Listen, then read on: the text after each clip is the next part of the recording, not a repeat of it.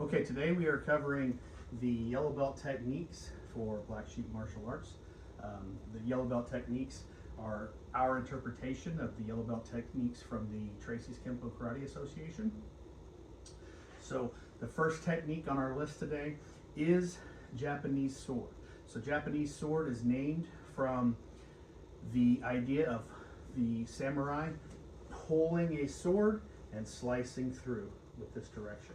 So this will be it's not an identical movement, but it's a very close movement. So as we step through this, the first thing I'm going to do is step back with my left foot to 7:30. If I'm standing in the middle of the clock, this is 12, 3, 6, 9. So I'm going to take my left foot back to 7:30, and I'm going to do an upward block that rotates into an extended outward block. From here, I'm just going to turn my hand over, open it up, and I'm going to deliver a sword hand strike to the mastoid or brachial plexus. What it looks like on a person, as Carissa comes in, I step back. Notice I'm covering my center line and attacking her center line. So it comes up, rotates out, then I drop this in right here along that mastoid. So this strike, when I'm hitting her, it can be anywhere under this ear down to her clavicle. So if I hit the mastoid area in here, it's going to be effective. If I hit this carotid vagus nerve area, it's going to be effective. If my hand wraps around to the backside of that suboccipital lobe, it's going to be effective. If I get down in here into her brachial plexus, it's going to be effective. If I hit her clavicle, it's going to be effective. So at this point, we don't have to worry about necessarily pinpoint accuracy with that. We can hit anywhere in here, and it's a good chance that it's going to be very effective and potentially a knockout strike. So as she comes in, I block up, drop in. So as this comes in, I'm going to drop my weight and just let that ride right through here. It's what we call marriage of gravity. I'm going to marriage my weight and my strike with gravity and drop that in. With Japanese sword B, we're going to return fire with a punch instead of a sword hand strike. I'm going to take my left foot back to 7:30, start with an uppercut that rotates in to an extended outward block, and this time I'm going to pull in a return fire punch to the solar plexus. The idea with punching to the solar plexus is because my wrists aren't wrapped and I'm not wearing gloves on the street, it's much easier for me to take damage, break my hand, take damage on a straight line punch to the face. If I'm hitting here to the chin, it may be effective with her, but it also may affect me. And in our school, we talk about the first thing to do, because we're a self-defense school, is protect ourselves. We want to be able to go home to our families and minimize the damage to us. I don't want to stand here and trade blows to the head with her. I want to do something that's going to be effective. And a nice solar plexus shot disrupts that diaphragm, sends it into spasm. People are struggling to catch their breath. It's a much harder shot. So again, when she comes in, I block up, return fire punch right here. Boom. Okay. The next technique is Chinese sword. Chinese sword is against a right-handed push, straight punch, or a roundhouse punch. So starting like Japanese sword with my feet, I'm still going to take my left foot back to 7:30. That gives me some distance, buys me some time to move away from my opponent's attack. This time, because there's a right-handed punch coming in, I'm going to do a right inward block to the forearm.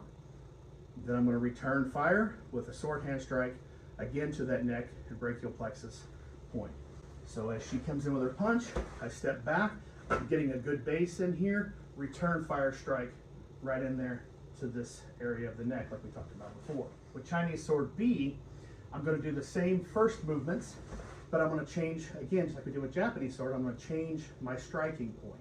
From here, this is going to just rebound right up, and I'm going to place these two knuckles, ideally, right there at her temple, because this is a good knockout point. If this floats to the mastoid, floats to the carotid, floats to the suboccipital, floats to the brachial plexus, all of those are good strikes. But in Kempo, we want to talk about being pinpoint accuracy and precision with our strikes. So this is where we start getting into, when I make this move, I start practicing being pinpoint accurate.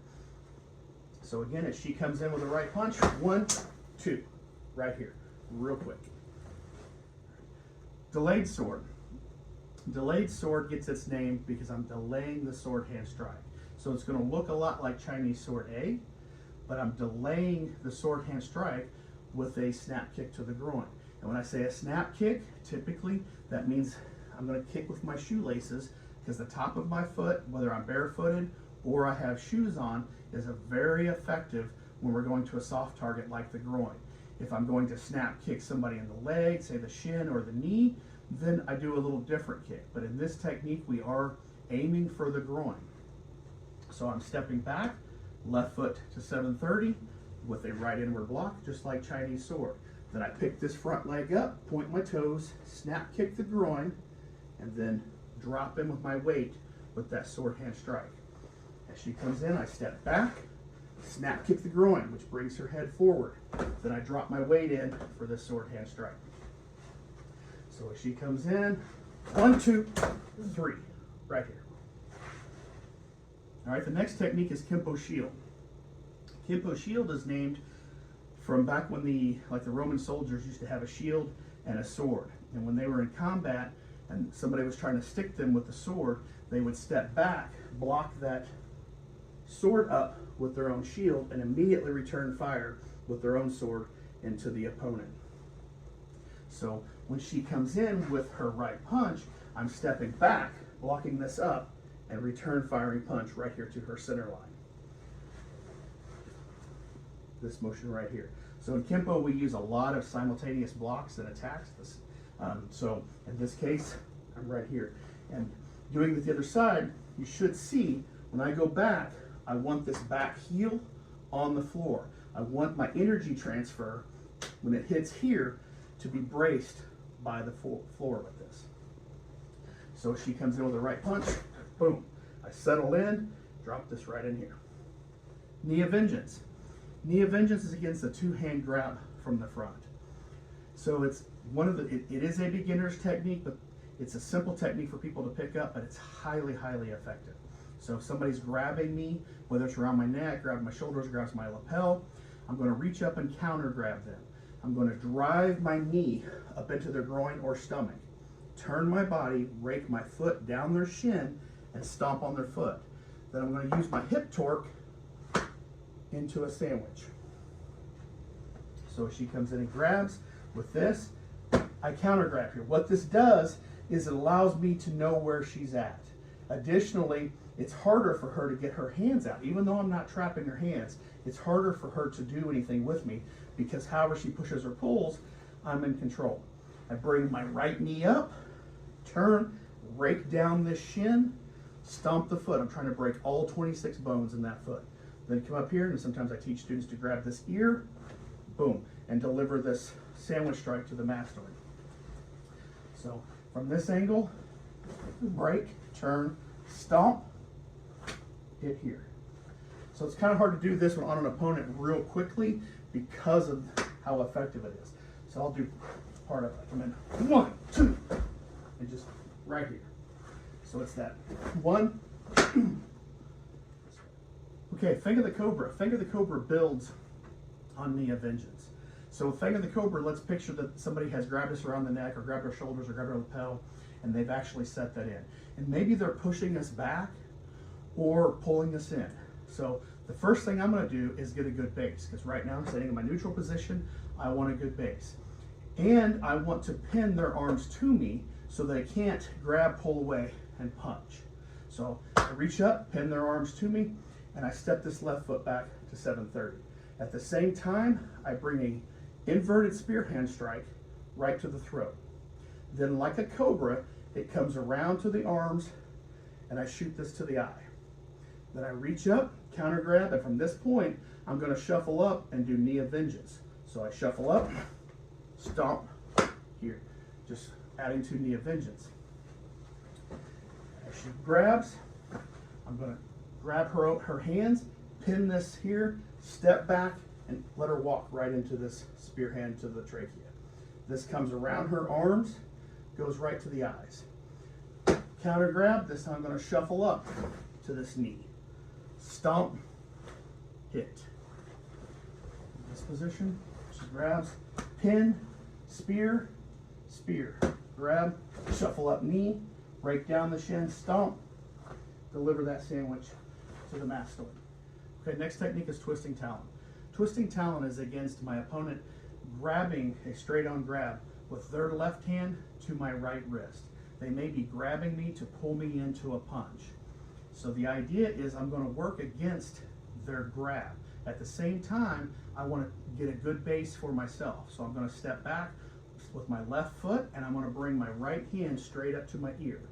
Okay? Then I'm going to go into a reverse soft bow as I counter grab their arm this direction. Notice the cover hand here. I counter grab their arm and pull them into a back kick. So the back kick, like I've explained in other videos, is one of our strongest kicks. It utilizes the largest muscle groups in our body, the quadriceps, the hamstring, and the glutes. Just like with a horse kicking straight back, it's extremely powerful. It's a short kick, which means it doesn't take long to get there, but it's extremely powerful. So with twisting talon, if she's grabbing, there you go, my wrist.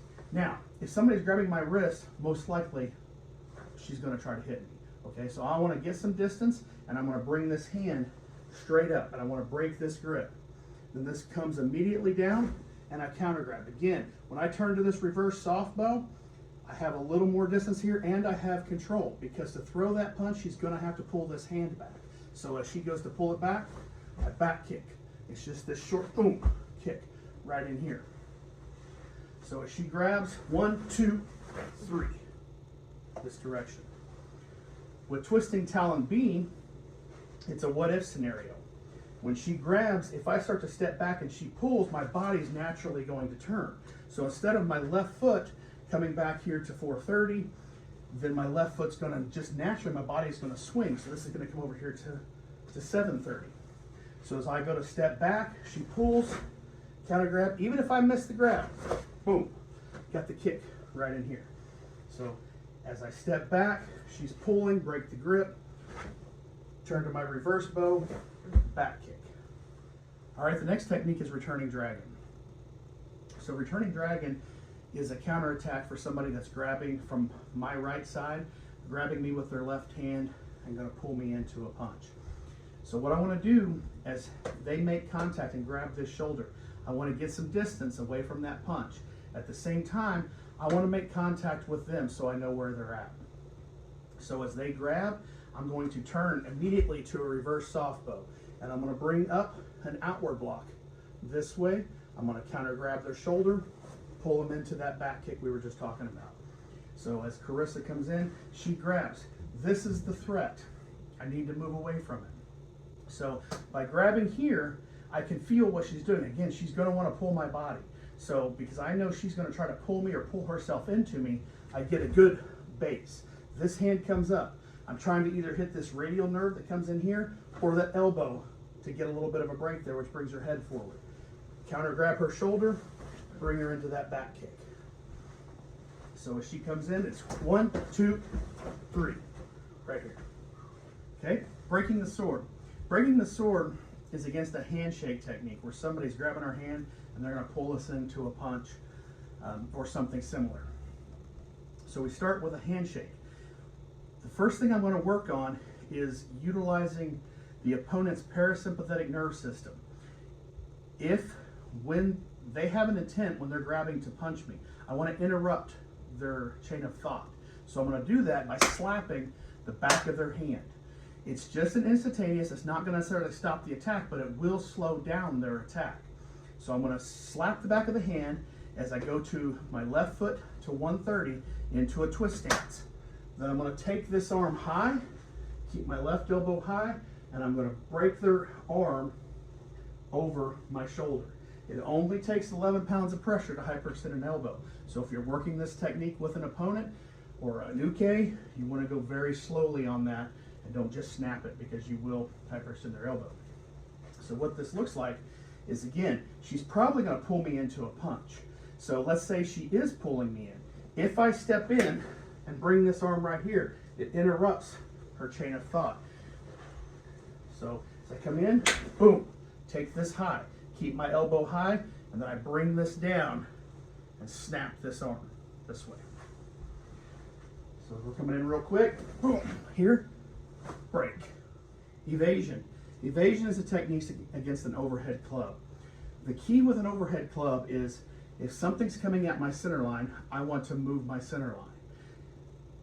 Different from a punch, if I step back with my left foot to 430, it's not hard for my opponent because there's an extension of their attack.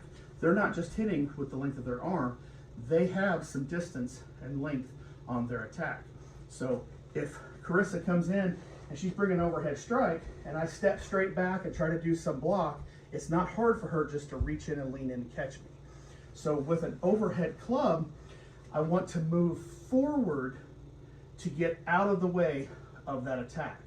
If you think of a baseball bat, where do you hit the ball? You don't want to hit the ball down here because it's not going to go as far.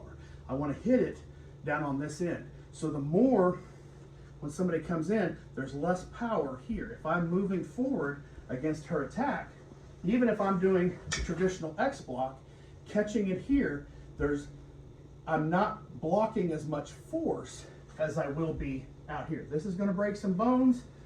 This I'm going to be a little safer. In this technique, when she comes over with that overhead club, I'm going to move my body offline. So ideally, she misses completely here. That buys me some time.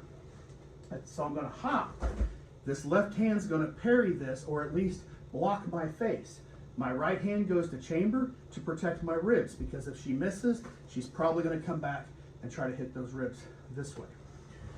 So with this technique, I'm hopping to 1030, parrying and doing a chamber to cover my ribs.